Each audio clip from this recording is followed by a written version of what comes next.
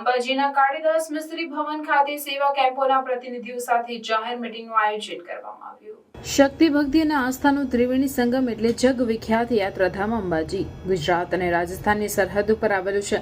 અંબાજી ખાતે આવનાર સમયમાં ભાદરવી મહાકુંભ 2024 યોજાનાર છે, ત્યારે 31 જુલાઈના રોજ સવારે અંબાજીની કાળીદાસ મિસ્ત્રી ભવન ખાતે સેવા કેમ્પોના પ્રતિનિધિઓ સાથે જાહેર મીટિંગનું આયોજન કરવામાં આવ્યું હતું। અંબાજી મંદિરના ચેરમેન કમ બનાસકાંઠા કલેક્ટર વરુણ બરનવાલ, જિલ્લા વિકાસ અધિકારી એમ જે દવે, બનાસકાંઠા જિલ્લા પોલીસ વડા અક્ષયરાજ મકવાણા, દાંતા મામલતદાર, અંબાજી મંદિરના વહીવટદારની અધ્યક્ષતામાં સેવા કેમ્પોના પ્રતિનિધિઓ સાથે મીટિંગ યોજાઈ, જેમાં તમામ વિભાગના અધિકારીઓ કર્મચારીઓ હાજર રહ્યા હતા અને સેવા કેમ્પોના પ્રતિનિધિઓના પ્રશ્નોનો નિકાલ પણ કરવામાં આવ્યો હતો અને તેમને સૂચનો પણ આપવામાં આવ્યા હતા।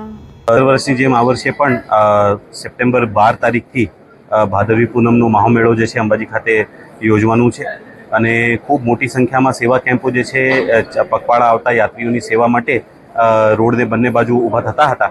તો ગયા વર્ષથી એક વ્યવસ્થાના ભાગરૂપે અમુક સૂચનાઓ અમે સેવા કેમ્પો માટે બનાવેલી હતી અને એ જ પ્રકારની સૂચનાઓ આજે પણ આ વખતે પણ બનાવેલી છે। દાખલા તરીકે રોડથી ખાલી ડાબી બાજુ સેવા કેમ્પો કરી શકાશે, રોડથી એક અંતર મિનિમમ 30 મીટરનું રાખવો પડશે, પાર્કિંગની વ્યવસ્થા, સાફ સફાઈની વ્યવસ્થા, સિક્યુરિટીની દૃષ્ટિએ સીસીટીવીની વ્યવસ્થા, આ તમામ પ્રકારની સૂચનાઓ જે છે સેવા કેમ્પો માટે તૈયાર કરવામાં આવેલ છે, જેના માટે આજે બધાને માહિતગાર કરવામાં આવ્યું છે।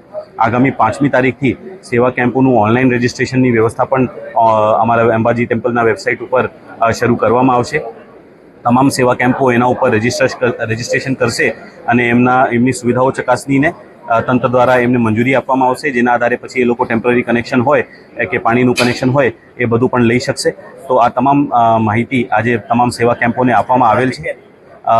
ખાસ કરીને આ વખતે સ્વચ્છતાને ધ્યાન રાખી કોઈ પણ પ્લાસ્ટિકની વસ્તુઓ ઉપયોગ ન થાય એના માટે જે એચએનજીયુ યુનિવર્સિટી છે એ લોકો દ્વારા જે બાયોડિગ્રેડેબલ વસ્તુઓનો ઉપયોગ ડેવલપ કરવા આવ્યા છે એની બાબતે પણ તમામ માહિતી સેવા કેમ્પોને આપવામાં આવેલ છે અને એ લોકોને અપીલ પણ કરવામાં આવી છે કે કોઈપણ જાતની પ્લાસ્ટિક અથવા સ્ટાયરોફોમની વસ્તુ યાત્રીઓને પીરસવા માટે એ લોકો વાપરે નહીં, જેથી સ્વચ્છતાનું જે આપણું ધ્યેય છે એ સંપૂર્ણ થઈ શકે।